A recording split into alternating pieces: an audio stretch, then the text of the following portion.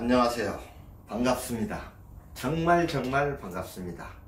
삶의 맥을 짚어주는 한의사 인다라 한의원 원장 김영삼입니다. 오늘 여러분과 소통할 주제는 또 하나의 화두에 대해서 여러분과 소통하고자 합니다.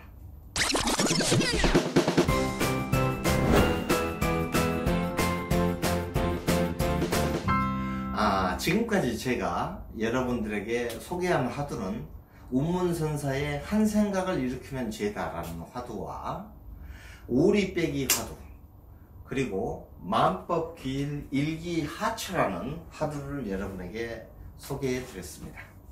오늘 여러분에게 소개해 줄 화두는 남전선사의, 남전선사는 누구냐면 그 유명한 조주선사의 스승이 바로 남전선사였습니다.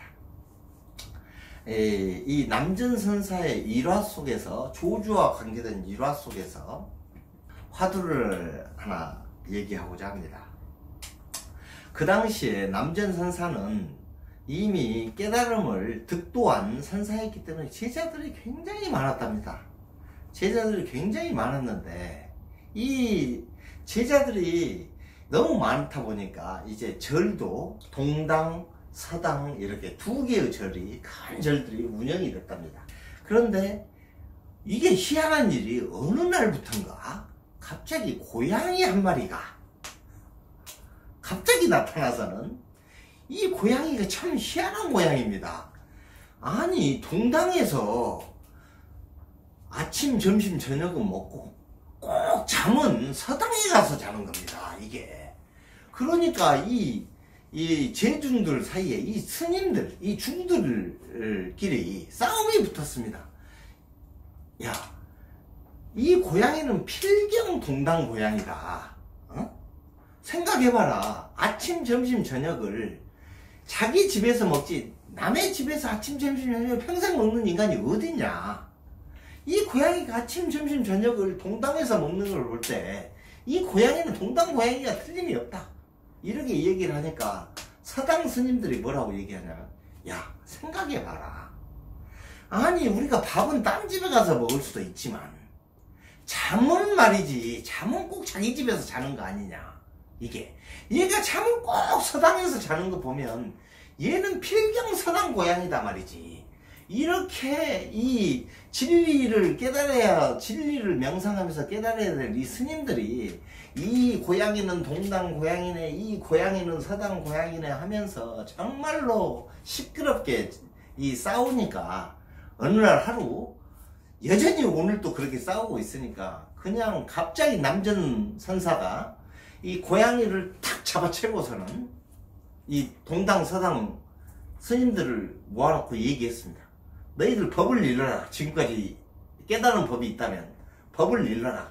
법을 일르면 이 고양이가 살 것이요, 법을 일르지 못하면 이 고양이는 죽으리라. 이렇게 얘기를 했습니다. 근데 아무도 묵묵부답 대답을 하지 못하는 거죠. 그래서 어떻게 했겠습니까? 바로 그 자리에서 남전선사가 고양이 목을 베어버립니다. 그래서 남전참묘라고 합니다. 이 화두를 남전선사가 이 고양이 목을 탁 베면서 고양이 목은, 고양이 머리는 동당에 던져주고 몸뚱아리는 서당에 던져줬습니다. 그러니까 이 동당에서 밥 먹고 서당에서 잠잤던 이 고양이가 사라져버렸지 않습니까? 고양이가 이제 사라졌으니 싸움할 재료가 없어졌죠, 이게. 그런데 그때 실은 남전의 제자였던, 그 당시 때 이미 깨달았던 제자였겠죠. 조주선사가 해필이면 그 자리에 없었습니다. 그 자리에 있었으면 좋았을 것을. 근데 이제 조주가 밖에 나가서 탁발을 하고 이제 들어왔나 봅니다. 뭔가 어떤 일을 하고 들어와서 남전선사의 스승에게 이제 고하는 겁니다. 스승님, 저 돌아왔습니다. 이렇게 고하니까 남전선사께서 낮에 있었던 일을 설명을 해주는 겁니다.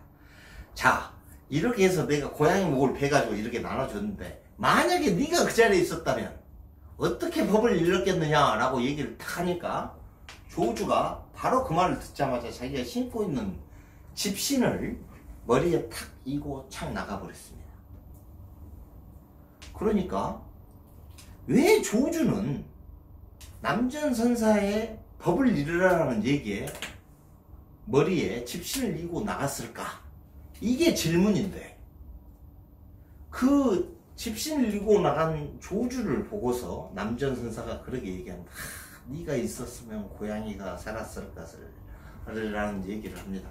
자, 조주가 왜 집신을 머리에 이고 나갔겠습니까, 여러분? 생각해 보십시오.